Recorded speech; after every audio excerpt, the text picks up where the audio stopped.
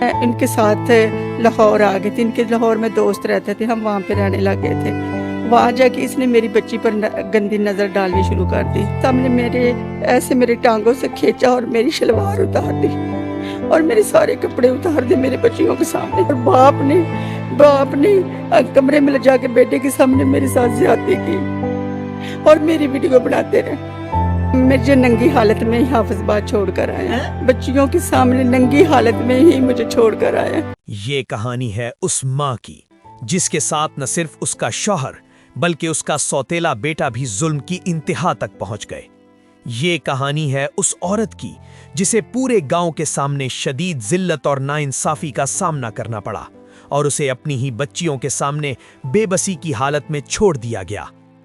یہ خاتون منزا be be ہیں. ان کا پہلا شوہر دل کے دورے سے انتقال کر گیا تھا. ان کی 2 بیٹیاں ہیں, ایک 11 سال کی اور دوسری 8 سال کی. بیوہ ہونے کے بعد انہوں نے دوسری شادی ظہور احمد سے کی, لیکن یہ فیصلہ ان کے لیے ایک کڑی آزمائش بن گیا. کچھ عرصے بعد ظہور احمد کا رویہ بدلنے لگا اور اس نے منزا بی بی کی بڑی بیٹی کے ساتھ نامناسب رویہ اختیار کرنا شروع کر دیا.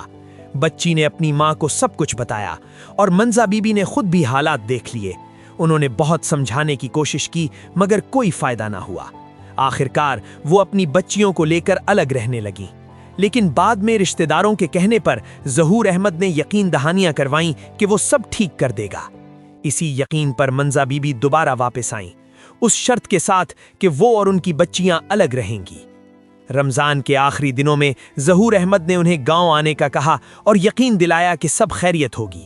وہ اپنی بچیوں کے ساتھ وہاں پہنچ گئیں مگر حالات ویسے نہ تھے جیسے بتائے گئے تھے. کچھ ہی دیر بعد گھر کا ماحول خراب ہو گیا, بحث و تکرار بڑھ گئی اور معاملہ اس حد تک پہنچ گیا کہ پورے گاؤں کے سامنے منزا بی بی کو انتہائی ذلت آمیز سلوک کا سامنا کرنا پڑا. تب نے میرے ٹانگوں سے کھینچا اور میری شلوار اتار دی اور میرے سارے کپڑے اتار دی میرے بچیوں کے سامنے. لوگ موجود تھے مگر کسی نے مداخلت نہ کی. بعد میں صورتحال مزید سنگین ہو گئی.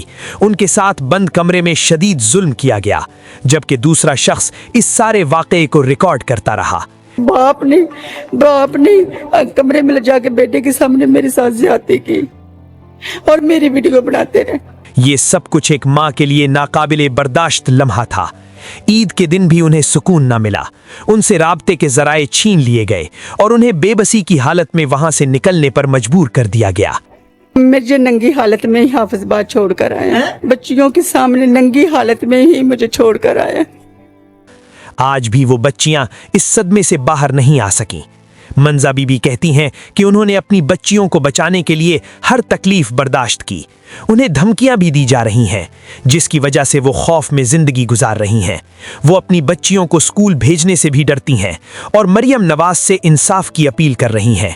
یہ صرف ایک ماں کی کہانی نہیں, یہ ہمارے معاشرے کے لیے ایک سوال ہے کہ آخر کب ظلم کے خلاف آواز اٹھائی جائے گی.